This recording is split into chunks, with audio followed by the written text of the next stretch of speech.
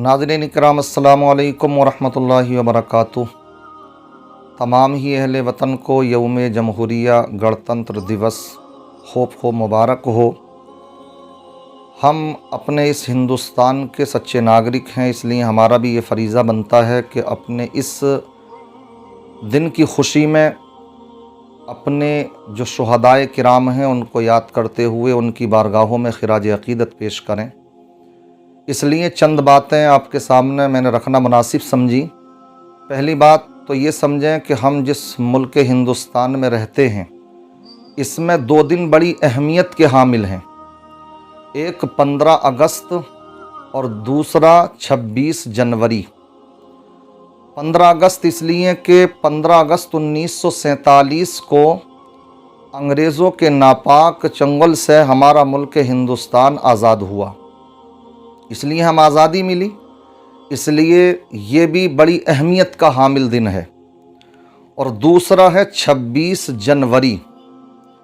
ये 26 जनवरी क्या है? तो 26 जनवरी 1950 में हमारा ये मुल्क जमहूरी मुल्क बना।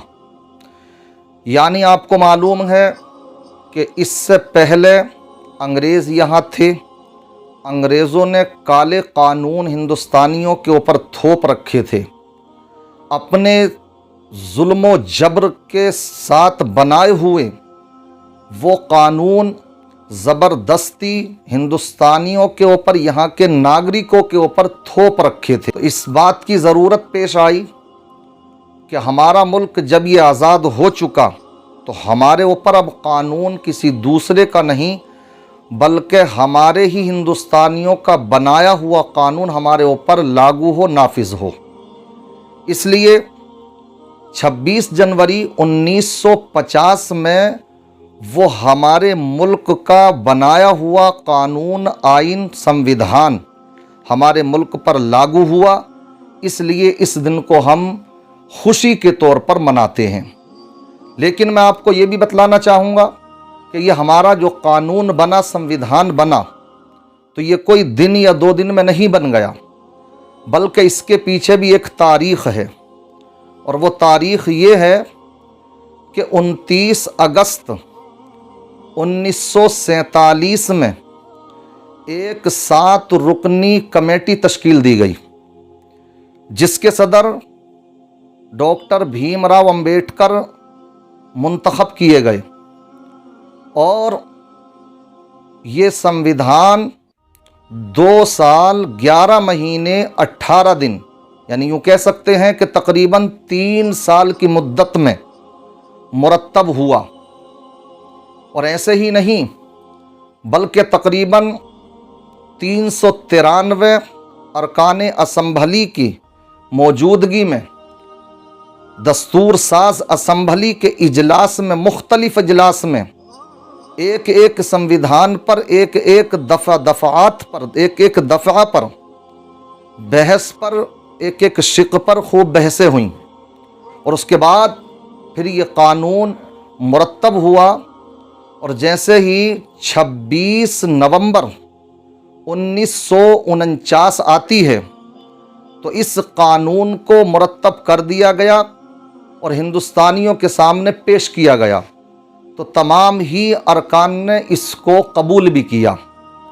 इसके बाद 24 जनवरी 1950 में एक मुख्तसर सा इजलास हुआ और उसमें ये बात तय पाई कि अब इस कानून को नाफिज भी करना है। लिहाजा 25 जनवरी को चुनाव आयोग की स्थापना हुई और उसके बाद 26 जनवरी को इस कानून को, संविधान को, हमारे आइन को हमारे हिंदुस्तानियों के ऊपर लागू कर दिया गया, नाफिज कर दिया गया। इसीलिए हम इस दिन को यौम जमहूरिया के तौर पर मनाते हैं। मैं आपको एक बात और भी बतलाता चलूँ कि जब हमारा हिंदुस्तान ये आज़ाद हुआ तो उस वक्त में एक मसला बहुत सख्त वाला ये भी दरपेश हुआ कि अब ये जो हमारा हिंदुस्तान है ये मजहबी रहेगा या लामजहबी रहेगा। इसलिए इस बात की सख्त ज़रूरत थी कि यहाँ पर इस हिंदुस्तान के अंदर बसने वाले जो लोग थे वो हर मज़हब से ताल्लुक़ रखने वाले थे। मुसलमान भी थे तो हिंदुस्तान के अंदर हिंदू भाई भी थे, सिख भी थे, ईसाई भी थे। लिहाजा इस बात का ख्याल रखा गया कि अक़लियत और अक्सरियत सबके हुकूक अदा किए जाएं, पामाल किसी का हक़ ना किया जाए। इसलिए इसको एक जमहूरी मुल्क बनाया गया, जिसका मतलब ही ये होता, और हमारे संविधान के आगाज़ में ये बात बड़े सुनहरे लफ्ज़ों में आज भी लिखी हुई मौजूद है कि ये हमारा जो हिंदुस्तान है जमहूरी मुल्क है। इसका मतलब है कि हर मज़हब से ताल्लुक़ रखने वाले इंसान को अपने मज़हब के एतबार से रहने का पूरा पूरा अधिकार हासिल है, इख्तियार हासिल है, और उसको अपनी आज़ादी, क्योंकि हम अब ग़ुलाम नहीं रहे अंग्रेज़ों के, बल्कि हम अब अपने हिंदुस्तान में आज़ाद हो चुके। इसलिए आज़ादी ख़याल, आज़ादी अक़ीदा, आज़ादी मज़हब व इबादत, हमारे इनफ़रादी तशख़्ख़ुस, हर चीज़ का अदब व एहतराम इसमें रखा गया।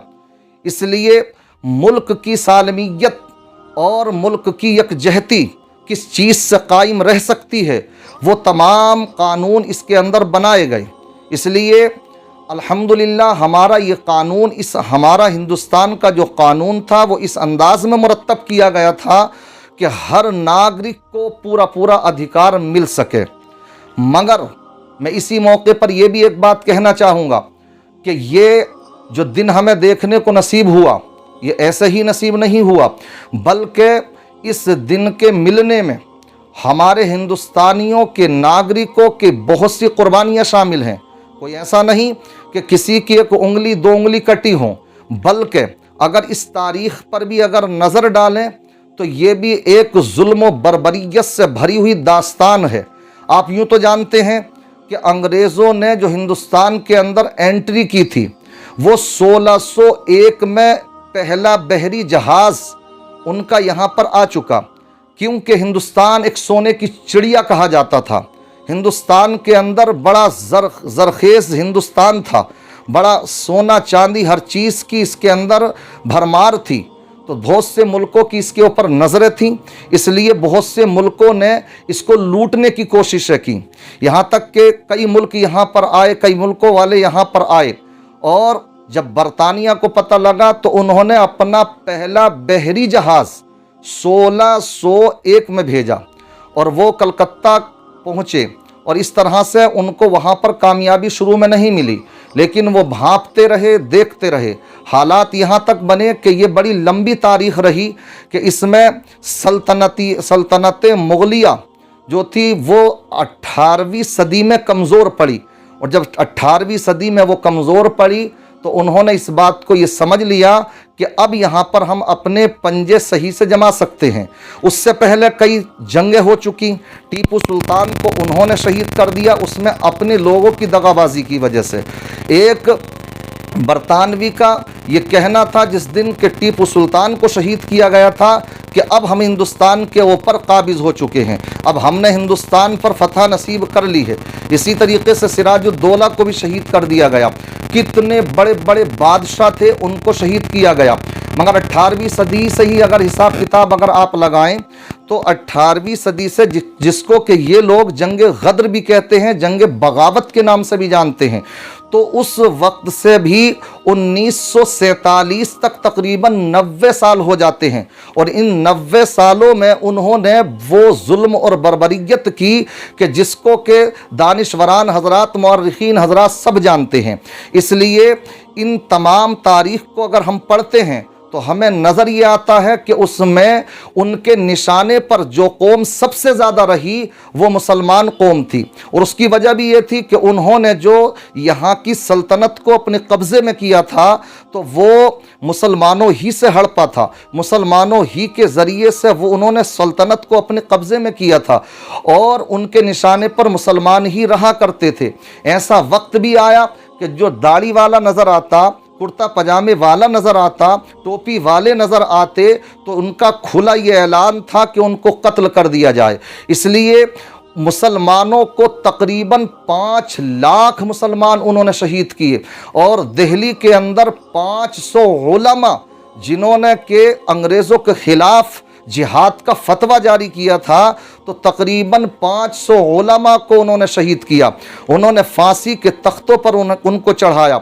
अगर सबके नाम लिए जाएं तो बहुत लंबी फहरिस्त है, अहले इल्म जानते हैं, जिसमें सर फहरिस्त अल्लामा फजल हक खैराबादी हैं, अल्लामा इनायत अहमद अल्लामा इनायत अहमद काकोरवी हैं, किफ़ायत सैयद किफ़ायत अली मुरादाबादी हैं, और हमारे हिंदुस्तान के बहुत से उलमा, बहुत सी तहरीकें जो जिन्होंने के जंग आज़ादी में खुलकर के सामने आए, उनको खुलकर के बरसरे आम शहीद भी किया गया।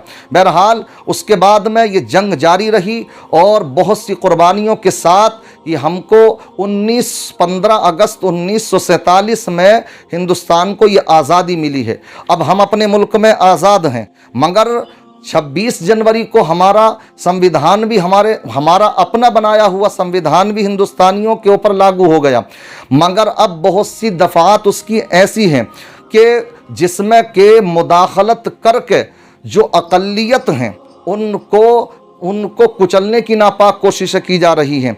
एक तरफ तो हमारा मुल्क ये आज़ादी हमें देता है कि हर मज़हब का मानने वाला इंसान अपने मज़हब के मुताबिक पूरे तरीके से रहने का अधिकार रखता है, और दूसरी तरफ मुसलमानों को निशाना भी बनाया जाता, उनके शरीयत में दखल अंदाजियाँ भी की जाती हैं, उनके ख़िलाफ़ तरह तरह के कानून भी बनाने की कोशिशें की जा रही हैं। इसलिए इस तरह के शर पसंद अनासिर जो हमारे हिंदुस्तान में आज भी मौजूद हैं, हमें ज़रूरत इस बात की है कि हम अपने संविधान को मानें, जो हमारे मुल्क का संविधान है, आइन है। इसी के ज़रिए से हमारे मुल्क के अंदर सालमियत बरकरार रहेगी और इसी के ज़रिए से हमारा मुल्क तरक्की कर सकता है। हमें ये नहीं देखना है कि अब यहाँ पर जो रहने वाले मुसलमान हैं या अक़लियत हैं तो उनको शक की निगाह से देखें, बल्कि तारीख़ जानने वाले जानते हैं इस बात को कि इस जंग आज़ादी में अगर मुसलमानों की कुर्बानियों को अगर निकाल दिया जाता तो ये आज़ादी हमें हरगिज़ नसीब नहीं हो पाती। इसलिए यहाँ पर सबकी कुर्बानियाँ शामिल हैं, और हम तो ये मानते हैं और सब जानते भी हैं कि मुसलमानों की कुर्बानियाँ तो उसमें सबसे ज़्यादा हैं, सरे फहरिस्त वो हैं। इसलिए हमें चाहिए कि हम अपने मुल्क की तरक्की के लिए सोचें, अपने मुल्क के जो संविधान है उस पर अमल करें। अल्लाह तबारक व तआला की बारगाह में दुआ है, अल्लाह तबारक व तआला हमारे इस मुल्क में तरक्कियाँ अता फरमाए।